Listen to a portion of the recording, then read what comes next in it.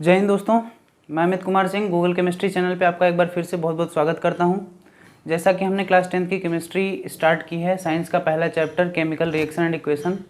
पिछले 2 लेक्चर में हम लोग केमिकल रिएक्शन के बारे में, केमिकल इक्वेशन के बारे में पढ़ चुके हैं। पिछली बार हम बात कर रहे थे कि किसी भी केमिकल रिएक्शन में क्या क्या इन्वॉल्व होता है, तो उसमें हमने देखा था कि केमिकल रिएक्शन में generally change in state, change in colour, change in temperature, evolution of gas, ये 4 चीज़ें मुख्यतः इन्वॉल्व होती हैं। कोई भी केमिकल रिएक्शन अगर हो रही है, केमिकल चेंज अगर हो रहा है, तो ये 4 चीज़ें हमें देखने को सामान्यतः मिलती हैं। ठीक है, उसके अलावा फॉर्मेशन ऑफ प्रेसिपिटेट और बहुत सारी ऐसी चीज़ें हैं जो जनरली केमिकल रिएक्शन में हमें देखने को मिलती हैं। ठीक है, तो आज जो हमारा टॉपिक है बैलेंस्ड केमिकल इक्वेशन, इसको जानने से पहले आपको थोड़ा सा अपना क्लास 9th का जो पहला चैप्टर आप लोगों ने पढ़ा था, दूसरा चैप्टर क्लास 9th का जो दूसरा चैप्टर था is matter around us pure, उसमें आप लोगों ने 2 लॉ पढ़े रहे होंगे, law of conservation of mass and law of definite proportion. तो जो पहला लॉ था हमारा लॉ ऑफ कंजर्वेशन ऑफ मास, वहाँ से ही रिलेट करके ये बैलेंस्ड केमिकल इक्वेशन के क्वेश्चन जो है हम लोग सॉल्व करेंगे। ठीक है, तो सबसे पहले उसको रिकॉल करने की ज़रूरत है। Law of conservation of mass state क्या करता है, law of conservation of mass जो दिया गया है वो क्या कहता है।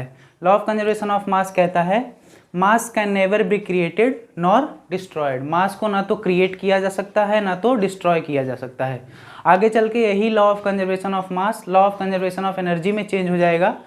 तो वहाँ पे मास की जगह हम लोग एनर्जी का यूज़ करेंगे, वहाँ पे कहेंगे law of conservation of energy, और उसका स्टेटमेंट क्या हो जाएगा, energy can never be created nor destroyed.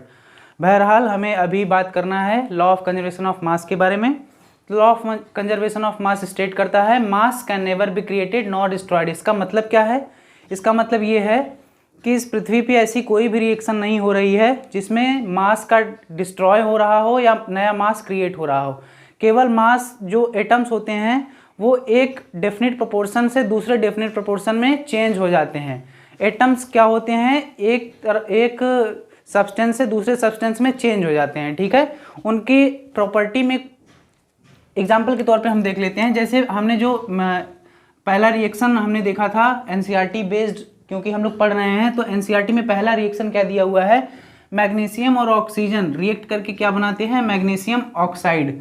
तो देखिए जब भी कोई केमिकल रिएक्शन होगी तो जो एलिमेंट इन्वॉल्व होंगे या कह सकते हैं कि जो एटम इन्वॉल्व होंगे वो atom same as it is रहेंगे। एटम्स में कोई चेंज नहीं होगा लेकिन उनके प्रॉपर्टीज़ में चेंज हो जाता है। ठीक है, केमिकल रिएक्शन की डेफिनेशन में भी हमने पढ़ा था कि केमिकल रिएक्शन की डेफिनेशन क्या होती है। केमिकल रिएक्शन की डेफिनेशन होती है कि when one or more substance react with each other to form one or more new substance with identical mass and different properties. तो वहाँ पे ये 2 चीज़ें आप लोगों ने पढ़ी थी, आइडेंटिकल मास और डिफरेंट प्रॉपर्टीज़। ये दोनों चीज़ें बहुत ज़्यादा महत्वपूर्ण हैं। आइडेंटिकल मास का मतलब क्या है, ये जो 2 चीज़ें आपस में रिएक्ट कर रही हैं और जो हमारी तीसरी चीज़ बन रही है, प्रोडक्ट का फॉर्मेशन हो रहा है, इन दोनों का जो मास होगा वो हमेशा सेम होना चाहिए, मास हमेशा इक्वल होना चाहिए।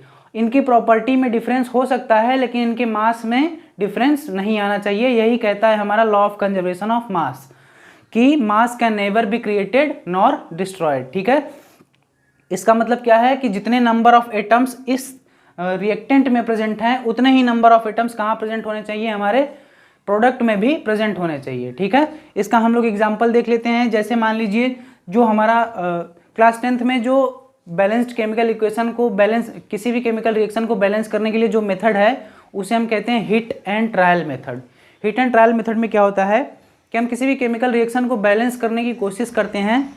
एक बार बैलेंस करने की कोशिश करेंगे, अगर वो तरीका नहीं सही हुआ तो हम फिर से दोबारा कोशिश करेंगे। इसी को कहते हैं हिट एंड ट्रायल मेथड। मतलब एक बार हम उस पॉइंट पे हिट करेंगे कि यहाँ पे अगर हम कोई संख्या लिख दें तो हो सकता है कि इससे हमारा केमिकल इक्वेशन बैलेंस हो जाए। अगर नहीं होता है तो हम फिर दोबारा से ट्राई करेंगे। ठीक है, तो उसी को कहते हैं हिट एंड ट्रायल मेथड। तो हिट एंड ट्रायल मेथड को जानने के लिए सबसे पहले देखिए कि ये हमारा क्या है, रिएक्टेंट साइड है। ठीक है, केमिकल इक्वेशन को कैसे रिप्रेजेंट करना है ये मैंने आपको बताया था। तो क्या होता है केमिकल इक्वेशन में, केमिकल इक्वेशन को एक एरो से डिनोट किया जाता है। एरो के लेफ्ट साइड में रिएक्टेंट प्रेजेंट होते हैं और राइट साइड में प्रोडक्ट प्रेजेंट होते हैं, या कह सकते हैं कि एरो के टेल साइड में रिएक्टेंट प्रेजेंट होते हैं और हेड साइड में प्रोडक्ट प्रेजेंट होते हैं। ठीक है, तो सबसे पहले हम क्या करेंगे, यहाँ पे देखेंगे कि मैग्नीशियम और ऑक्सीजन यही दो सब्सटेंस आपस में रिएक्ट कर रहे हैं, तो यही दो सब्सटेंस इस प्रोडक्ट में बनेंगे भी। ठीक है, बस उनकी कंपोजिशन में चेंज आ जाएगा। ठीक है, तो यहाँ पे क्या है, अब देखिए यहाँ पे काउंट करिए। सबसे पहले क्या करेंगे कि जो भी हमारा एलिमेंट है या कंपाउंड है हम उसको क्या करेंगे, एक डब्बे में बंद कर लेंगे। ठीक है, हीट एंड ट्रायल मेथड का सबसे पहला नियम यही है कि जब भी हम किसी भी सब्सटेंस को, किसी भी केमिकल रिएक्शन को क्या कर रहे हैं, बैलेंस करने की कोशिश कर रहे हैं, तो सबसे पहले हम उसको क्या करेंगे, एक डब्बे में बंद कर लेंगे। उसके बाद क्या करेंगे, काउंट करेंगे। तो यहाँ पे रिएक्टेंट साइड में मैग्नीशियम कितने अमाउंट में प्रेजेंट है, मैग्नीशियम का केवल एक एटम प्रेजेंट है। ठीक है, ऑक्सीजन की बात करें तो ऑक्सीजन हमेशा O2 के फॉर्म में पाया जाता है, तो ऑक्सीजन के 2 एटम प्रेजेंट हैं। ठीक है, अब इस साइड में देखें तो मैग्नीशियम का 1 एटम प्रेजेंट है और ऑक्सीजन का भी 1 एटम प्रेजेंट है। इसका मतलब क्या हुआ कि रिएक्टेंट साइड में मैग्नीशियम, रिएक्टेंट और प्रोडक्ट साइड में मैग्नीशियम की संख्या तो बराबर है, लेकिन ऑक्सीजन की संख्या में कमी आ गई है। लेकिन हमने पढ़ा है लॉ ऑफ कंजर्वेशन ऑफ मास में कि कोई भी केमिकल रिएक्शन हो रही है उसमें मास न तो डिस्ट्रॉय हो सकता है न तो नया मास क्रिएट किया जा सकता है। लेकिन यहाँ पे क्या हो रहा है, यहाँ पे 2 एटम ऑक्सीजन के प्रेजेंट थे रिएक्टेंट साइड में, और रिएक्शन के बाद ऑक्सीजन का केवल एक ही एटम प्रेजेंट है। इसका मतलब क्या है कि यहाँ पे लॉ ऑफ कंजर्वेशन ऑफ मास की अवहेलना हो रही है, जो कि नहीं होनी चाहिए क्योंकि ये यूनिवर्सल लॉ है। ठीक है, तो हम इसको क्या करेंगे, फिर बैलेंस करेंगे, इस रिएक्शन को हम बैलेंस करेंगे। बैलेंस क्यों करेंगे, क्योंकि नंबर ऑफ एटम्स क्या हैं, अनइक्वल है रिएक्टेंट साइड में और प्रोडक्ट साइड में। ठीक है, तो इसको बैलेंस करने के लिए हम क्या करेंगे, मल्टीप्लाई करेंगे एटम्स को। ठीक है, अब यहाँ पे मैग्नीशियम की अगर बात करें हम, तो मैग्नीशियम तो सेम है, तो मैग्नीशियम के साथ हमें छेड़छाड़ नहीं करना है। लेकिन ऑक्सीजन जो है, यहाँ पे ऑक्सीजन जो है वो मैग्नीशियम से अटैच्ड है। ठीक है, जब भी हम क्या करेंगे, मल्टीप्लाई करेंगे, किसी भी नंबर का मल्टीप्लिकेशन करेंगे तो राइट साइड में कभी नहीं करेंगे। ये क्या है, गलत तरीका है हमें, या ना तो राइट साइड में हम किसी नंबर का मल्टीप्लिकेशन करेंगे, ना तो किसी के बीच में। अगर हम कहें कि हमें ऑक्सीजन का एटम बढ़ाना है तो हम यहाँ पे मल्टीप्लाई कर दें, तो ये भी क्या है, तरीका गलत है। ना तो हम क्या करेंगे, बीच में मल्टीप्लिकेशन करेंगे, ना राइट साइड में करेंगे, हमेशा कहाँ करेंगे, लेफ्ट साइड में। जो भी हमने रिएक्टेंट या प्रोडक्ट जो भी लिखा है उसके लेफ्ट साइड में हमेशा मल्टीप्लाई करेंगे बैलेंस करने के लिए। ठीक है, तो क्या करेंगे हम लोग, यहाँ पे 2 से अगर मल्टीप्लाई कर दें, क्योंकि यहाँ पे ऑक्सीजन का नंबर कितना है, 2 है, और यहाँ पे 1 है, तो अगर ऑक्सीजन को 2 से मल्टीप्लाई कर दें तो ऑक्सीजन की संख्या कितनी हो जाएगी, 2 हो जाएगी। लेकिन मैंने आपको बताया कि ना तो राइट में मल्टीप्लाई कर सकते हैं, ना तो इसके बीच में मल्टीप्लाई कर सकते हैं, तो हम कहाँ मल्टीप्लाई करेंगे, हमेशा लेफ्ट हैंड साइड में मल्टीप्लाई करेंगे। तो हमने यहाँ पे 2 से मल्टीप्लाई कर दिया इसको। ठीक है, अब 2 से जब हमने मल्टीप्लाई किया तो ये 2 से मल्टीप्लाई मैग्नीशियम पे भी हो गया और ऑक्सीजन पे भी हो गया। इसका मतलब मैग्नीशियम भी अब हमारा कितना हो गया, 2 हो गया। अभी तक तो मैग्नीशियम ठीक था, मैग्नीशियम इधर भी एक था इधर भी एक था, लेकिन ऑक्सीजन की वजह से जब हमने 2 से मल्टीप्लाई किया तो मैग्नीशियम भी क्या हो गया, अब मैग्नीशियम के भी 2 एटम हैं और ऑक्सीजन के भी 2 एटम हैं। इसका मतलब क्या हो गया कि इस साइड भी हमें क्या करना पड़ेगा, मैग्नीशियम को 2 से मल्टीप्लाई करना पड़ेगा। तो हमने यहाँ पे जब मैग्नीशियम को 2 से मल्टीप्लाई किया तो अब देखिए यहाँ पे हमारा मैग्नीशियम कितना है, मैग्नीशियम के कितने एटम्स हैं, 2 एटम्स हैं। ऑक्सीजन के कितने एटम हैं, 2 एटम हैं। और प्रोडक्ट साइड में भी मैग्नीशियम के 2 एटम हैं और ऑक्सीजन के भी 2 एटम हैं। तो ये जो रिएक्शन हमने लिखा है, साफ साफ मैं इसको लिख देता हूँ, 2Mg + O2 gives 2MgO। ये हमारा क्या है, एक आइडियल केमिकल इक्वेशन है। क्या ये आइडियल केमिकल इक्वेशन है? अगर आप लोग को केमिकल इक्वेशन की डेफिनेशन पता होगी तो शायद आप लोग कहेंगे कि ये आइडियल केमिकल इक्वेशन नहीं है। क्यों नहीं है? क्योंकि हमने इस एलिमेंट्स के नीचे क्या किया है, जो भी हमारा कंपाउंड या एलिमेंट है उसके नीचे उसका स्टेट नहीं लिखा है कि वो किस स्टेट में रिएक्ट कर रहा है। ठीक है, तो मैग्नीशियम हमारा सॉलिड स्टेट में है, ऑक्सीजन हमारा गैसियस स्टेट में है और मैग्नीशियम ऑक्साइड हमारा किस स्टेट में है, सॉलिड स्टेट में है। ये हमारी क्या हो गई, एक आइडियल केमिकल इक्वेशन हो गई। किसी भी केमिकल इक्वेशन को या किसी भी केमिकल रिएक्शन को किस तरह से रिप्रेजेंट करते हैं उसी को हम क्या कहते हैं, केमिकल इक्वेशन कहते हैं। और फुली बैलेंस्ड केमिकल इक्वेशन है ये, ठीक है। फुली बैलेंस्ड का मतलब लॉ ऑफ कंजर्वेशन ऑफ मास को फॉलो करते हुए जो केमिकल रिएक्शन लिखी जाती है उसे क्या कहते हैं, फुली बैलेंस्ड केमिकल इक्वेशन, ठीक है। तो ये हमारी क्या हो गई, बैलेंस्ड केमिकल इक्वेशन हो गई, ठीक है। तो आई होप कि आपको बैलेंस्ड केमिकल इक्वेशन के बारे में थोड़ा समझ आ जाएगा। थोड़ा सा हम क्या करेंगे, अभी बहुत सारी एग्जाम्पल देखेंगे तो आपको ज़्यादा समझ में आएगा, ज़्यादा बेहतर समझ में आएगा, ठीक है। तो ये क्या हो गया, मैग्नीशियम और ऑक्सीजन जब आपस में रिएक्ट करते हैं, मैग्नीशियम ऑक्साइड का फॉर्मेशन करते हैं। तो ये अभी तक जो हम लोग पढ़ रहे थे जनरल रिएक्शन, उसमें क्या था कि केवल हम Mg+O2 लिख देते थे और MgO बन जाता था। लेकिन जब हमने बैलेंस्ड केमिकल इक्वेशन के बारे में जाना तो हमें ये पता चला कि जितने एटम्स रिएक्टेंट साइड में प्रेजेंट होने चाहिए उतने ही एटम प्रोडक्ट साइड में भी प्रेजेंट होने चाहिए, ठीक है। तो law of conservation of mass के according mass can never be created nor destroyed, उसी के बेसिस पे हम क्या करते हैं, केमिकल रिएक्शन को बैलेंस करते हैं, ठीक है। दूसरा एग्जांपल हम लोग ले लेते हैं KClO3, ये क्या बनाएगा, KClO2 प्लस क्या बना सकता है, मैंने आपको बताया है कि जो भी हमारे रिएक्टेंट साइड में एटम्स प्रेजेंट होंगे वो क्या होंगे, वही प्रोडक्ट साइड में भी प्रेजेंट होंगे, ठीक है। तो यहाँ पे क्या बनेगा हमारा, यहाँ पे सॉरी KCl होगा केवल, ठीक है। तो यहाँ पे क्या होगा, अब हम इसको क्या करेंगे, बैलेंस करने की कोशिश करते हैं, ठीक है। तो बैलेंस करने के लिए क्या करेंगे, सबसे पहले डब्बे में बंद कर देंगे इसको, ठीक है। डब्बे में बंद कर दिया हमने, इसको हमने डब्बे में बंद कर दिया। अब डब्बे में बंद करने के बाद क्या करेंगे, रिएक्टेंट साइड में जो जो एटम्स प्रेजेंट हैं उसको लिख लेंगे। तो कैल्शियम प्रेजेंट है, क्लोरीन प्रेजेंट है और ऑक्सीजन प्रेजेंट है। रिएक्टेंट साइड में भी क्या प्रेजेंट रहेगा, कैल्शियम, क्लोरीन और ऑक्सीजन। ये हमेशा क्या होंगे, ये जो जितने टाइप के एटम रिएक्टेंट साइड में प्रेजेंट हैं उतने ही टाइप के एटम हमारे प्रोडक्ट साइड में भी प्रेजेंट होंगे, ये हमेशा याद रखिएगा आप लोग, ठीक है। तो यहाँ पे पोटेशियम की संख्या कितनी है, 1 है, क्लोरीन की संख्या कितनी है, 1 है, और ऑक्सीजन की संख्या कितनी है, 3 है, ठीक है। यहाँ पे क्लोरीन की संख्या 1 है, पोटेशियम की संख्या भी 1 है और क्लोरीन की संख्या भी 1 है, ठीक है। और ऑक्सीजन की संख्या कितनी है, 2 है। इसका मतलब क्या हुआ कि यहाँ पे ऑक्सीजन की संख्या 3 थी रिएक्टेंट साइड में और प्रोडक्ट साइड में 2 है। इसका मतलब क्या हो रहा है कि नंबर ऑफ एटम डिक्रीज हो रहे हैं, कम हो रहे हैं। इसका मतलब क्या हो रहा है कि नंबर ऑफ एटम हमारा डिस्ट्रॉय हो रहा है, जो कि नहीं होना चाहिए law of conservation of mass के अकॉर्डिंग। तो हम क्या करेंगे, इसको बैलेंस करने की कोशिश करेंगे, ठीक है।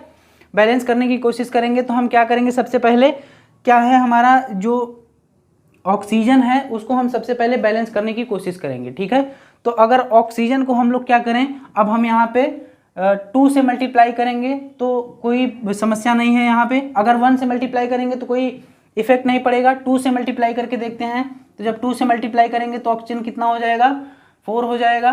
तो यहाँ पे हमने क्या किया, ऑक्सीजन को 2 से मल्टीप्लाई कर दिया, ठीक है। तो ऑक्सीजन को 2 से मल्टीप्लाई करने के बाद भी हम क्या करेंगे, यहाँ पे जब देखेंगे तो ऑक्सीजन यहाँ पे 4 है और यहाँ पे 3 है। लेकिन इसका मतलब क्या हो गया कि इस साइड में हमारा ऑक्सीजन का आइटम ज़्यादा हो गया और रिएक्टेंट साइड में कम हो गया। तो हम क्या करेंगे, अब अगर हम 1 से मल्टीप्लाई करते हैं तो यहाँ पे 3 आएगा, लेकिन अगर 2 से मल्टीप्लाई करते हैं, अगर हम यहाँ पे 2 से मल्टीप्लाई करते हैं तो हमारा क्या आ जाएगा, ऑक्सीजन का नंबर कितना आ जाएगा, 6 आ जाएगा, ठीक है। ऑक्सीजन का नंबर कितना आ जाएगा, 6 आ जाएगा। तो 2 की मल्टीप्लिकेशन हम यहाँ पे करेंगे कहाँ, मैंने आपको बताया था कि बीच में तो कर नहीं सकते, हमेशा कहाँ करेंगे, लेफ्ट साइड में करेंगे। तो 2 की मल्टीप्लिकेशन जब हम यहाँ करेंगे तो ये 2 का जो मल्टीप्लिकेशन है ये पोटेशियम पे भी हो जाएगा, क्लोरीन पे भी हो जाएगा और ऑक्सीजन पे भी हो जाएगा। इसका मतलब सबके साथ हमें 2 से मल्टीप्लाई करना होगा, ठीक है। तो क्लोरीन और पोटेशियम दोनों क्या हो गया हमारा, अब 2 के फॉर्म में हो गया, 2 एटम हो गए सबके, ठीक है। ऑक्सीजन के 6 एटम हो गए, क्लोरीन के 2 एटम और पोटेशियम के भी 2 एटम, ठीक है। अब इस साइड हम लोग क्या करेंगे, क्योंकि यहाँ पे ऑक्सीजन कितना है, 6 है, तो सबसे पहले ऑक्सीजन को बैलेंस करते हैं, 3 से मल्टीप्लाई कर देंगे। 3 से मल्टीप्लाई करने पे हमारा ऑक्सीजन कितना हो गया, 6 हो गया, ठीक है। तो हम यहाँ क्या करेंगे, 3 से मल्टीप्लाई कर देंगे, ठीक है। 3 से मल्टीप्लाई कर देते हैं, अब हमारा ऑक्सीजन कितना हो गया, 6 हो गया। तो ऑक्सीजन तो बैलेंस हो गया हमारा। अब क्लोरीन और पोटेशियम बच गया, तो क्लोरीन और पोटेशियम को बैलेंस करने के लिए क्या करेंगे हम, क्योंकि दोनों के दो एटम प्रेजेंट हैं, तो हम 2 से क्या करेंगे, मल्टीप्लाई कर देंगे। मल्टीप्लाई कहाँ करेंगे, ना तो बीच में करेंगे ना तो राइट साइड में, हमेशा लेफ्ट साइड में मल्टीप्लाई करेंगे। ठीक है, तो जब हमने मल्टीप्लाई किया तो क्लोरीन के भी 2 एटम हो गए और पोटेशियम के भी 2 एटम हो गए। अब देख लीजिए, यहाँ पे भी पोटेशियम के 2 एटम हैं, यहाँ पे भी पोटेशियम के 2 एटम हैं, क्लोरीन के यहाँ पे 2 एटम है और यहाँ पे भी 2 एटम है, और ऑक्सीजन तो हमने बैलेंस कर ही लिया था। ठीक है, तो इसका मतलब क्या है, ये जो हमारी इक्वेशन है, ये इक्वेशन बैलेंस्ड केमिकल इक्वेशन क्या हो जाएगी, 2KClO3 gives 2KCl plus 3 oxygen. ठीक है, ठीक है, ये हमारी क्या है, बैलेंस्ड केमिकल इक्वेशन है, बैलेंस केमिकल इक्वेशन है। और जब हम लोग टाइप्स ऑफ केमिकल रिएक्शन में पढ़ेंगे, टाइप्स ऑफ केमिकल रिएक्शन के बारे में, तो हमें पता चलेगा कि ये किस टाइप की रिएक्शन है। ये एक डीकम्पोजिशन रिएक्शन है। ठीक है, मैंने आपको जब केमिकल रिएक्शन की डेफिनेशन बताई थी तो 1 और मोर सब्सटेंस मैंने यूज़ किया था, व्हेन 1 और more substance react with each other. तो 1 सब्सटेंस कैसे रिएक्ट करेगा, 1 सब्सटेंस अगर उसको कई सारी कंडीशंस इन्वायरमेंटल कंडीशन में चेंज हो जाए, अगर टेम्परेचर बढ़ा दिया जाए, प्रेशर बढ़ा दिया जाए, तो एक सब्सटेंस भी मोर देन 1 प्रोडक्ट का फॉर्मेशन कर सकता है। ठीक है, उसी का एग्जाम्पल है ये। ठीक है, तो इसका बैलेंस्ड केमिकल इक्वेशन क्या हो जाएगा, ये कुछ इस तरह से हो जाएगा। ठीक है, कुछ और एग्जाम्पल हम लोग देख लेते हैं, कुछ और एग्जाम्पल में हम लोग देख लेते हैं। एक एग्जाम्पल अपना, मीथेन गैस की रिएक्शन कराते हैं ऑक्सीजन से, तो क्या बनेगा, क्या बन सकता है, कार्बन डाइऑक्साइड बन सकता है और वाटर मॉलिक्यूल बन सकता है। ठीक है, तो जब अब हम क्या करेंगे, सबसे पहले हम लोग कौन सा मेथड यूज़ कर रहे हैं, heat and trial method use कर रहे हैं। तो heat and trial method use करने के लिए सबसे पहले क्या करेंगे, इसको डब्बे में बंद कर लेंगे। ठीक है, डब्बे में क्यों बंद करते हैं, ताकि हम गलती से बीच में या राइट साइड में हम इसको मल्टीप्लाई ना कर दे। ठीक है, हमेशा कहाँ पे मल्टीप्लिकेशन होता है, लेफ्ट साइड में मल्टीप्लिकेशन होता है। ठीक है, अब हम लोग क्या करेंगे, जो जो एटम्स प्रेजेंट हैं उसके बारे में क्या करेंगे, हम यहाँ पे लिख लेंगे दोनों साइड में। ठीक है, तो कार्बन के कितने एटम प्रेजेंट हैं, 1, हाइड्रोजन के 4 एटम प्रेजेंट हैं, ऑक्सीजन के 2 एटम। इस तरफ कार्बन के 1 एटम, ऑक्सीजन के 2 यहाँ हैं और 1 यहाँ है, तो ऑक्सीजन कितना है, 3 है हमारा, और हाइड्रोजन कितना है, 2 है। इसका मतलब क्या है, ऑक्सीजन इम्बैलेंस्ड है और हाइड्रोजन भी इम्बैलेंस्ड है। तो सबसे पहले हम क्या करेंगे, हाइड्रोजन को बैलेंस करने की कोशिश करेंगे। ठीक है, तो हाइड्रोजन को बैलेंस करने के लिए हमें क्या करना पड़ेगा, यहाँ पे 2 से मल्टीप्लाई करना पड़ेगा। तो जब 2 से मल्टीप्लाई करेंगे तो राइट साइड में नहीं करेंगे, कहाँ पे करेंगे, लेफ्ट साइड में करेंगे। और जब लेफ्ट साइड में मल्टीप्लाई करेंगे तो ये 2 से मल्टीप्लाई जब होगा तो ये हाइड्रोजन पे भी एप्लीकेबल होगा और ऑक्सीजन पे भी। इसका मतलब जब 2 से हमने मल्टीप्लिकेशन किया तो हाइड्रोजन हमारा कितना हो गया, 4 हो गया, और ऑक्सीजन कितना हो गया, 6 हो गया। ठीक है, ऑक्सीजन कितना हो गया, 6 हो गया। ऑक्सीजन हमारा 6 कैसे हो गया, 6 नहीं होगा यहाँ पे, क्योंकि 2 ऑक्सीजन यहाँ प्रेजेंट है और 2 यहाँ प्रेजेंट है, तो टोटल ऑक्सीजन कितना हो गया, 2 और 2 कितना हो गया, 2 + 2 कितना हो गया, 4 हो गया। ठीक है, 2 + 2 4 हो गया, और यहाँ पे ऑक्सीजन कितना था, 2 था। इसका मतलब हाइड्रोजन हमारा यहाँ पे क्या हो गया, बैलेंस हो गया, और ऑक्सीजन अभी भी क्या है, इम्बैलेंस है। ठीक है, तो अब हम ऑक्सीजन को बैलेंस करने की कोशिश करेंगे। तो ऑक्सीजन कहाँ पे प्रेजेंट है, यहाँ पे प्रेजेंट है। अगर इस ऑक्सीजन पे हम क्या करें, 2 से मल्टीप्लाई कर दें तो इसके कितने एटम हो जाएंगे, 4 एटम हो जाएंगे। तो अब देखिए, कार्बन कितना है, रिएक्टेंट साइड में 1 है, हाइड्रोजन कितना है, 4 है, और ऑक्सीजन कितना है, 4 है। ठीक है, दोनों साइड में क्या है, इक्वल कॉम्बिनेशन आ रहा है। तो ये हमारी जो इक्वेशन हो जाएगी वो क्या हो जाएगी, बैलेंस्ड केमिकल इक्वेशन हो जाएगी। ठीक है, तो बैलेंस्ड केमिकल इक्वेशन में हम लोग क्या करते हैं, नंबर ऑफ एटम्स को क्या करते हैं, बैलेंस करते हैं रिएक्टेंट साइड में और प्रोडक्ट साइड में। ठीक है, और कुछ एग्जांपल हम लोग देख लेते हैं। अमोनिया की रिएक्शन किससे कराते हैं, ऑक्सीजन से। ठीक है, अमोनिया की रिएक्शन जब ऑक्सीजन से कराएंगे तो नाइट्रोजन ऑक्साइड प्लस वाटर बनेगा। ठीक है, अब हम लोग क्या करेंगे, यहाँ पे इसको बैलेंस करने की कोशिश करते हैं। सबसे पहले क्या करेंगे, डब्बे में बंद करेंगे।